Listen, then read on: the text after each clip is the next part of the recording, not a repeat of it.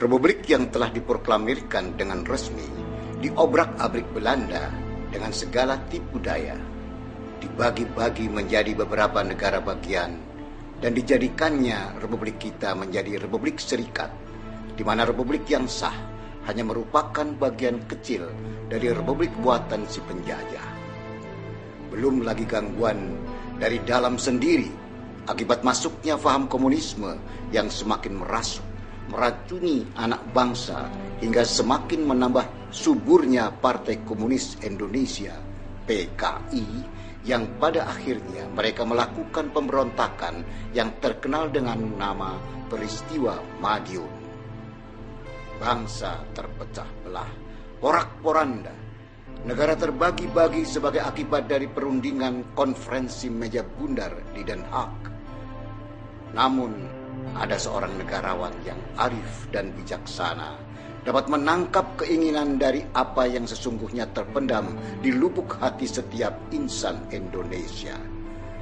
Setelah melakukan pendekatan secara manusiawi, intelektual, dan kenegarawanan kepada seluruh wakil-wakil negara bagian, beliau cetuskanlah mosi integral yang mendorong semua perwakilan negara bagian Republik Indonesia Serikat kembali melebur dalam negara kesatuan.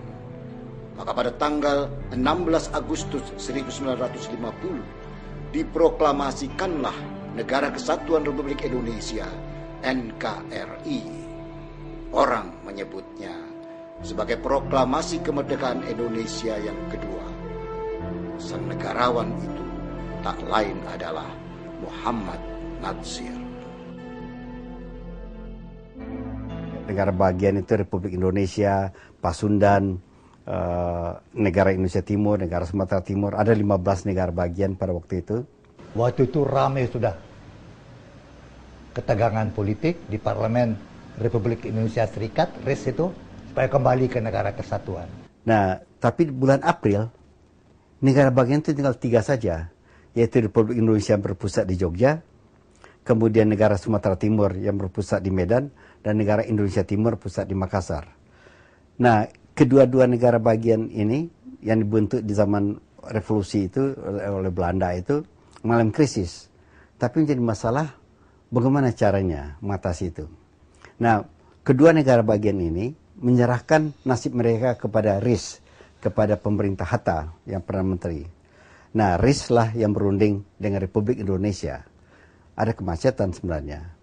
Ada beberapa pilihan, apakah semua negara bagian itu dibubarkan, kemudian bentuk negara baru. Ataukah semua bergabung ke Republik Indonesia, dan Republik Indonesia kembali tegak. Nah, itu kan suatu hal yang agak repot. Nah, akhirnya Pak Natsir mengusulkan mosi integral. Semua meleburkan diri menjadi negara kesatuan Republik Indonesia. Dan diumumkan oleh Soekarno 16 Agustus 50 kalau tidak salah. Dibentuk kabinet baru dan siapa yang diminta oleh Presiden Soekarno sebagai formatur, tiada lain tidak bukan Muhammad Natsir.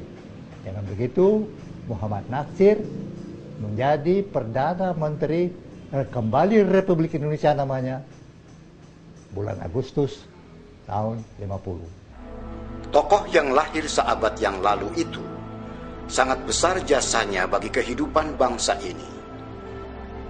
Namun apakah kita sebagai generasi yang ditinggalkannya cukup menteladani sepak terjang beliau dalam perjuangannya membangun negeri ini dari keterpurukan? Kalau 100 tahun atau 1 abad Muhammad Natsir dilewatkan begitu saja tanpa mengenang pandangan-pandangan begitu, maka bangsa ini yang dirugikan. Saya mencatat salah satu yang dapat kita jadikan teladan dari Pak Natsir adalah sikap konstitusionalis beliau. Setiap kali bicara, beliau sangat terukur. Setiap kali menyampaikan ide-ide, menyampaikan pandangan-pandangan, termasuk pandangan politik, semuanya terukur dengan dasar landasan konstitusi. Termasuk pun ketika beliau terlibat PRRI bersama Pak Saab, Pak Burhanuddin Harahap, beliau juga selalu melihat hal itu dalam kacamata konstitusi. Menjadi tanda tanya besar bagi kita ketika kita tahu bahwa Bung Karno pernah mengangkat beliau menjadi Perdana Menteri setelah diproklamasikannya Republik ini untuk yang kedua kalinya menjadi Negara Kesatuan Republik Indonesia. Sementara kita tahu bahwa di antara kedua tokoh tersebut terdapat jurang pemisah yang cukup lebar dalam hal pemikiran-pemikirannya tentang kenegaraan. Bahkan oleh Bung Karno, beliau pernah meringkuk dalam penjara. Jadi saya tanya pada Pak Hatta, Pak, itu mengapa Bung Karno angkat Pak Natsir sebagai formatir kabinet waktu NKRI baru berdiri? Bung Hatta enak aja ngomong, Natsir itu kan anak kesayangan Soekarno. Tentu saja kaget saya. Iya, di waktu revolusi mereka akrab sekali. Nah, sekali waktu saya ketemu dengan Pak Natsir, Pak, kata Bung Hatta, Bapak dulu kesayangan Bung Karno ya? Pak Natsir ketawa, iya dulu kami akrab. Waktu revolusi kami akrab. Bahkan sering juga pidatonya itu saya yang bikinkan draftnya. Jadi baru pecah Soekarno-Natsir itu. Menurut Hamid Al-Qadri, itu ketika kabinet Natsir mengadakan perundingan dengan Belanda mengenai soal Irian Barat. Nah, perundingan itu gagal, tapi akhirnya ditunda. Dan waktu kabinet melapor kepada Bung Karno tentang hasil perundingan, Bung Karno marah. Mengapa tidak diputuskan saja hubungan diplomasi dengan Belanda? Mengapa tidak dibeselah saja, dinasionalisasi saja perusahaan-perusahaan Belanda? Debat-debat itu akhirnya Pak Natsir mengatakan, Bung, dalam konstitusi kita sekarang yang menentukan policy itu bukan presiden, tetapi kabinet. Nah, Bung Karno mengalah, tapi sejak itu hubungan mereka sudah makin renggang. Itu juga salah satu bukti bagaimana seorang Muhammad Natsir sangat konstitusionalis. Dalam buku sejarah, catatan tentang mosi integral ini tidak ada. Sehingga sangat sedikit orang yang tahu apa mosi integral.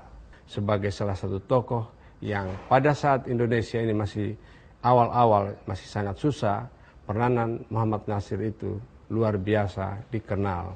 Banyak sekali pandangan-pandangan beliau, termasuk kritik-kritik beliau ketika terlibat di dalam misalnya petisi 50 di masa pemerintahan Presiden Soeharto.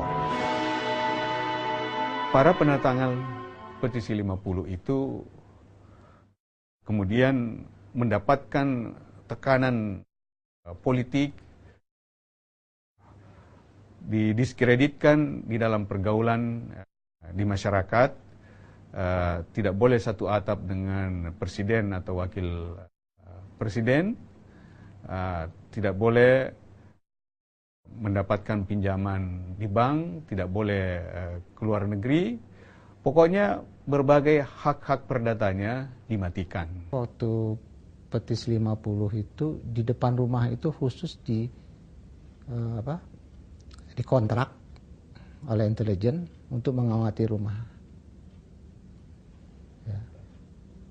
Dan juga ada tukang rokok yang depan situ yang dibayar mungkin itu tetap, walaupun pernah digusur, semua yang digusur, dia tetap bertahan depan rumah tukang rokok itu. Jadi dia mati terus. Dan dalam keadaan begitu Pak Natsir tenang saja, tidak ada rasa khawatir, biasa aja. Dan kami juga karena Abah itu begitu, kami biasa aja, tidak pernah khawatir di rumah. Jadi begitulah keyakinan beliau terhadap hal-hal yang beliau yakini bahwa itu benar. Dalam sistem pemerintahan yang tidak demokratis, kan semua mana yang konstitusional, mana yang tidak, itu bisa diklaim begitu saja oleh penguasa. Beda dengan sekarang. Kalau sekarang ini, mana yang konstitusional, mana yang tidak bisa hanya diklaim oleh penguasa. Ada Mahkamah Konstitusi yang mengukurnya. Apakah sungguh-sungguh sesuatu tindakan yang dilakukan oleh warga negara melanggar konstitusi atau tidak, itu harus melalui proses peradilan. Di masa Pak Natsir belum ada Mahkamah Konstitusi, sehingga meskipun beliau berbicara, berpikir, berjuang, menyampaikan kritik dalam koridor konstitusi sekalipun, sebagaimana di hampir semua pernyataan-pernyataan beliau begitu terukurnya berdasarkan aturan-aturan yang berlaku, tetap saja beliau dipersalahkan oleh kekuasaan yang sangat sepihak menilai mana yang benar, mana yang salah. Terlalu banyak bidang kepemimpinan yang beliau geluti dengan intensitas yang tinggi, sehingga sulit bagi kita untuk menokohkan beliau hanya dalam satu atau dua dimensi kepemimpinan saja.